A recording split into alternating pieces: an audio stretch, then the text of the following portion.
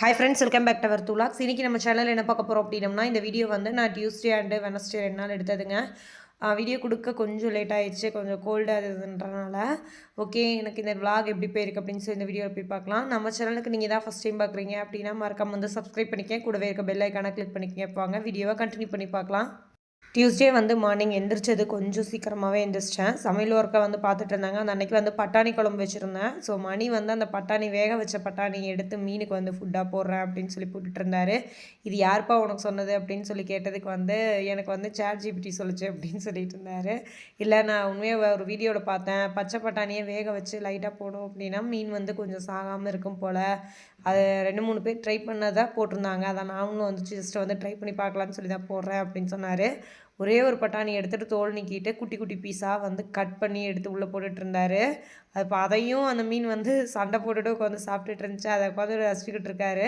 நீயும் பாரு எப்படி சாப்பிடுது பாரு, இந்த மாதிரி தான் வாரத்தில் ஒரு தடவையாச்சும் பட்டாணி வேக வச்சு கொடுத்தீங்கன்னா நாங்களும் சாப்பிட்டுட்டு அப்படியே மீனுக்கும் போடுவோம்ல அப்படின்னு சொல்லிக்கிட்டு இருக்காரு. மகிழினி ரித்வினும் இன்றைக்கி வந்து கொஞ்சம் லேட்டு, அதனால் வந்து டக்குன்னு வந்து வேனுக்கு வந்து ஏற்றி அனுப்பியாச்சு. அந்த பிள்ளைங்களெல்லாம் ஸ்கூலுக்கு அனுப்பிவிட்டு தான் மணிக்கே வந்து இன்றைக்கி காலையிலே வந்து சாப்பாடெலாம் போட்டு வச்சுருந்தேன். அவருக்கு டிஃபன் பாக்ஸ்லாம் பேக் பண்ணி கொடுத்துட்டு அவரு வந்து டியூட்டிக்கு வந்து கிளம்பிட்டாரு. அவரும் கிளம்புனதுக்கப்புறம் நானும் அப்பாவும் வந்து திண்டுக்கல் வரைக்கும் ஒரு வேலையாக வந்து கிளம்பிட்டோங்க. எதுக்குன்னா, நான் அந்த கீழே அடிபட்டது அப்போதைக்கு வந்து நான் ஹாஸ்பிட்டலே வந்து போகாமல் தான் இருந்தேன். லோக்கலில் பக்கத்தில் அந்த மெடிக்கலில் மட்டும் பார்த்துட்டு இன்ஜெக்ஷன் மட்டும் போட்டிருந்தேன். அது என்ன ஆயிடுச்சு அப்படின்னா, அந்த கால் இன்னுமே ஸ்லிப்பரே போட முடியலங்க. அது பயங்கர பெயின் எடுக்க ஆரம்பிக்குது. ஸ்வெல்லிங் ஆகுது, அப்படியே வந்து வீக்கம் குறையுது, அந்த மாதிரியே இருக்குது. சரி, எதுக்கு நம்ம 2 வாரம் ஆயிடுச்சு கிட்டத்தட்ட, இன்னுமே சரியாகலை அப்படின்னா நம்ம வந்து ஹாஸ்பிட்டல் போகிறதா பெஸ்ட் அப்படின்றனால நானும் அப்பாவும் வந்து ஹாஸ்பிட்டல் வந்திருந்தோம்.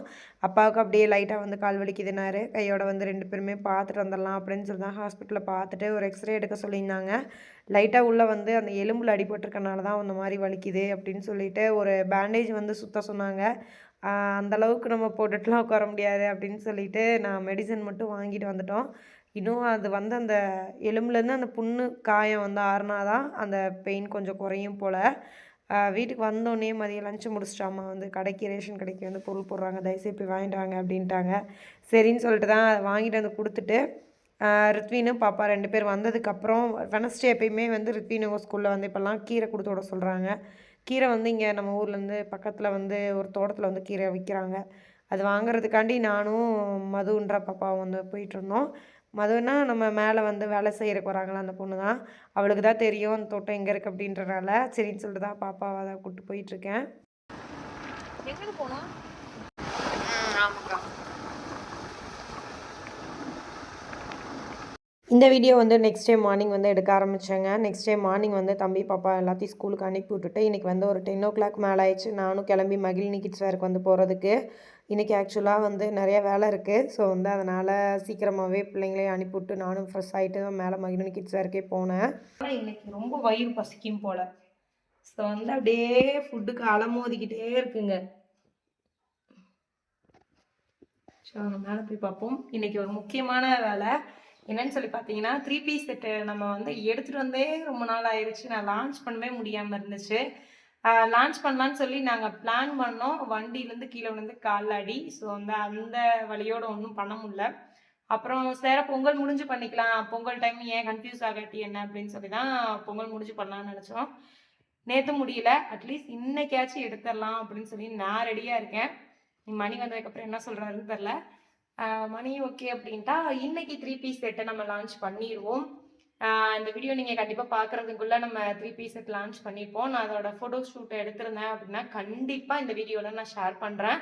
சூப்பரான கலெக்ஷன்ஸுங்க. சார் நல்லா கிராண்டாக வந்து கொடுத்துருப்போம். அது பார்ட்டிக்கெல்லாம் நம்ம வெளியே போனோம் அப்படின்னா ஒரு ஃபங்க்ஷனுக்கு அந்த மாதிரிலாம் போனால் யூஸ் பண்ணிக்கிற மாதிரி தான் இருக்கும் கலெக்ஷன்ஸு.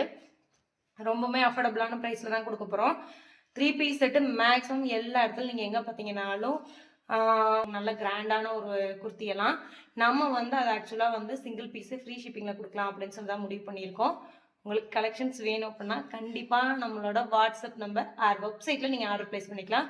வெப்சைட் நேம் வந்து magiclothing.in நீங்கள் ஆர்டர் ப்ளேஸ் பண்ணிக்கலாம். நான் வெப்சைட்டோட நேம் எல்லாமே உங்களுக்கு வந்து ஸ்க்ரீன்லேயே டிஸ்கிரிப்ஷன்லேயே கொடுத்துருக்கேன். ஜஸ்ட்டு செக் பண்ணி பாருங்கள். கையோட மிஷின்லேயும் வந்து லோட் பண்ண வேண்டியதெல்லாம் இருந்துச்சுங்க ட்ரெஸ்ஸு. அதையும் கையோட மிஷினில் வந்து போட்டு விட்டுட்டு அதுக்கப்புறம் தான் நான் மேலேயே போனேன். அத்தை வந்து காலையிலே வந்து கோதுமை வந்து வாங்கிட்டு வந்திருந்தோம். ஸோ வந்து அதை நல்லா கழுவி வெயிலில் காய வச்சுருக்காங்க. நம்ம தனியாக பேக்கெட்டில் வாங்குறதுக்கும் நம்ம கோதுமையாக வாங்கி அரைக்கிறதுக்கும் நிறைய டிஃப்ரென்ஸ் இருக்குது. அம்மா என்ன பண்ணுவாங்கன்னா இந்த மாதிரி கோதுமை அரைக்கலைன்னா அது கூட சுண்டலும் பட்டாணி இதெல்லாம் வந்து எக்ஸ்ட்ரா ஆட் பண்ணுவாங்க. சுண்டல் எதுக்கு போடுறது அப்படின்னா சப்பாத்தி நல்லா சாஃப்டாக வரும் அப்படின்றதுக்காண்டி. அனுமணி வந்து தோட்டத்துக்கு கிளம்பிட்டோங்க. எதுக்கு தோட்டத்துக்கு போகிறோம் அப்படின்னம்னா இன்றைக்கி நம்மளோட 3 பீஸ் செட்டு ஃபோட்டோ கலெக்ஷன்ஸ் எல்லாமே வந்து தோட்டத்தில் போய் எடுக்கலாம் அப்படின்றதுக்காண்டி தான் வந்து தோட்டத்துக்கு போயிட்டுருக்கோம். அது இல்லாமல் நாங்கள் தோட்டத்துக்கு போய் ரொம்ப நாள் ஆயிடுச்சு. எங்கள் தோட்டத்துக்கு பக்கத்தில் அந்த தோட்டத்தில் வந்து யானை வந்து தென்னை மரத்தெல்லாம் வந்து பிடுங்கி போட்டிருக்கு அப்படின்னு சொன்னாங்க. பட் அப்போ கூட போகிறதுக்கு டைமே இல்லை. ஸோ வந்து இன்றைக்கி போகிறோம்ல அப்படியே பார்த்துக்கலாம் அப்படின்னு சொல்லிட்டு தான் எல்லா பக்கமும் இப்போ சுற்றி சுற்றி வந்து சோலார் போட்டாங்க. எங்கே தான் யானையும் போகும் சொல்லுங்கள் பார்க்கலாம், அப்படி தான் ஆயிடுச்சு. கிட்டத்தட்ட வந்து இந்த மாதிரி சின்ன சின்ன மரமாக இருந்ததை நிறைய மரம் ஒரு 25 மரத்துக்கு மேலே குருத்தெல்லாம் உடச்சி விட்டுட்டு யானை வந்து சோலாரை பிடுங்கி போட்டு உள்ளே போயிருந்துருக்கு.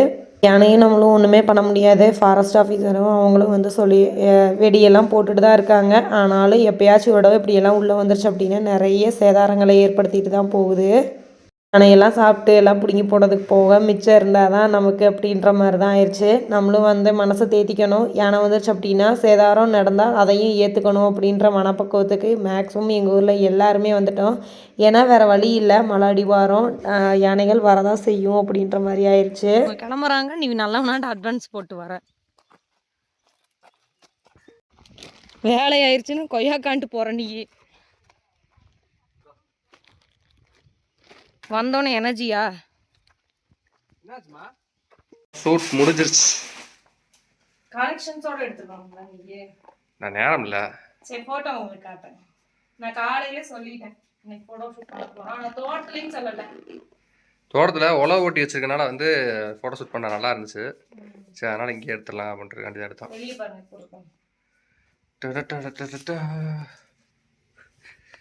வயிறு வேறு பசிக்க ஆரம்பிச்சிச்சு. மணி 1:30 ஆச்சு. எனக்கு வேற காய்ச்சல் வேற எனக்கு. இந்த அதுக்குள்ளே போட்டுரு.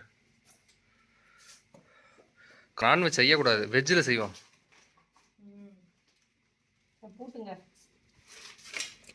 அத்தை வந்து தோட்டத்துலேருந்து வரையில் வந்து டேம் மீன் வந்து விற்றுட்டு இருந்திருப்பாங்க போல். சரின்னு சொல்லிவிட்டு அதை வந்து வாங்கிட்டு வந்து அம்மாங்க வீட்டில் வச்சு சமைச்சோம்.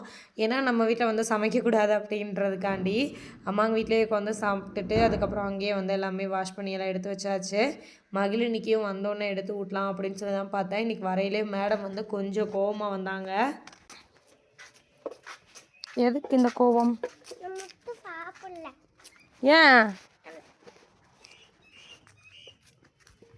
மகிழினி வந்ததுக்கப்புறம் நானும் கொஞ்சம் மேலே வேலை இருக்குது அப்படின்னு சொல்லி போயிட்டேன். ரித்வினும் ஸ்கூல்லேருந்து வந்ததுக்கப்புறம் தம்பி கொஞ்சம் லூஸ் மோஷன், கொஞ்சம் வயிறு வலி இருக்கும் போலங்க.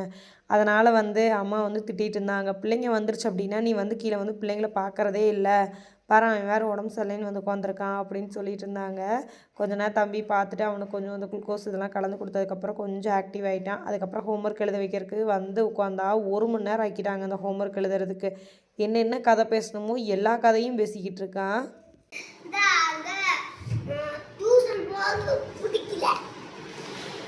உனக்கு பிடிக்கலன்றதுக்காண்டி நான் விடாமல் இருக்க முடியாது. நீ வீட்டில் இருந்தீங்கன்னா அவ்வளோதான், எனக்கு நெஞ்சு வலி வந்துடும். பரவாயில்லையா? நீ வந்தீங்கன்னா ஒரு 1/2 மணி நேரம் உட்காந்து கொஞ்ச நேரம் பேசிக்கிட்டு அப்படியே சாப்பிட்டியா தூங்குனியா காலையிலேருந்து ஸ்கூலுக்கு போனியான் இருக்கணும். முடியவே முடியாது என்னால். ப்ளீஸ் புரிஞ்சுக்க. உன் தங்கச்சி கூடயும் என்னால் ஒரு இடம் இல்லை. உங்கள் தங்கச்சி ப்ரீகேஜி தான் போகுது. அந்த பிள்ளை ஃபஸ்ட் ஸ்டாண்டர்ட் வரையில் சேர்த்தி விடுவேன். போங்க போய் எழுதுங்க. ஸ்கூலில் வந்து டியூஷன் சேர்த்தலாம் அப்படின்னு சொல்லி ஒரு முடிவுங்க. தம்பிக்கு உங்கள் ஸ்கூல்லேயே வந்து டியூஷனும் எடுக்கிறாங்க. 6 o'clock வந்து முடியும். அப்படியே வந்து பஸ்ஸில் ட்ராப் பண்ணிடுவாங்க, வந்து கூட்டிகிட்டு வந்துக்கலாம். மகிழினியை நம்ம வந்து பிக்கப் பண்ணுற நேரத்தில் தம்பிக்கு ஏதாச்சும் ஸ்நாக்ஸ் நம்ம வீட்டில் செஞ்சு அந்த டிரைவர்கிட்ட கொடுத்துருவோம் அப்படின்னா அங்கே கொண்டு போய் ஹேண்ட் ஓவர் பண்ணிடுவாங்க. அதனால் வந்து அதான் பிளான் பண்ணிகிட்ருக்கோம். ஏன்னா வீட்டில் வந்தால் 6:30 வரைக்கும் உட்காந்து விளையாண்டுக்கிட்டு அதுக்கப்புறம் படிக்கவே மாட்டேங்கிறான். கொஞ்சம் போன வாட்டிக்கு இந்த வாட்டி மார்க்கும் கம்மி. இனி இதை விட்டோம்னா அப்படியே கண்டினியூ பண்ணிடுவான். அப்படின்றனால மணி தான் வந்து வேணான்னு ஸ்கூலில் டியூஷன் இருக்குல்ல அப்படின்னு நீ சேர்த்தி விட்டுரு அப்படின்னு சொன்னார். அதுக்கு தாங்க இந்த ஒரியாட்டம் நாடகம் பண்ணிகிட்ருக்கான். நான் டியூஷன் போனேன்னா மகிழினியே சேர்த்தி விடுங்க, அங்கே என் ஃப்ரெண்ட்ஸ் இருப்பாங்க, அப்போ அங்கே போய் நான் விளையாட மாட்டேனா அப்படி இப்படின்னு கதை அடிச்சுக்கிட்டே இருக்கான். ஒன்றுமே இல்லை. அந்த ஒரே ஒரு பேஜில் இருக்க அந்த 10 லைன் மட்டும்தாங்க ஹோம்ஒர்க்கு. கிட்டத்தட்ட ஒரு 1 ஹவர் ஆக்கிட்டான். ரொம்ப வர வர லேசித்தனம் பண்ணுற தம்பி அப்படின்னு சொல்லி பேசிக்கிட்டு இருந்தேன். அதுக்கு தான் கூட ஓரியாண்டுக்கிட்டு பேசிக்கிட்டே நின்றுக்கிட்டு இருக்கான். ஓகே ஃப்ரெண்ட்ஸ், இந்த வீடியோ வந்து நான் இதோட எண்ட் பண்ணிக்கிறேன். வீடியோ வந்து உங்களுக்கு பிடிச்சிருக்குன்னு நம்புகிறேன். பிடிச்சிருந்தா லைக் பண்ணுங்கள், ஷேர் பண்ணுங்கள், கமெண்ட் பண்ணுங்கள். மறக்காம நம்ம சேனலை சப்ஸ்கிரைப் பண்ணிக்கங்க. நாளைக்கு நம்ம வீடியோவில் பார்க்கலாம். தேங்க்யூ ஃபார் வாட்சிங் திஸ் வீடியோ. பாய்.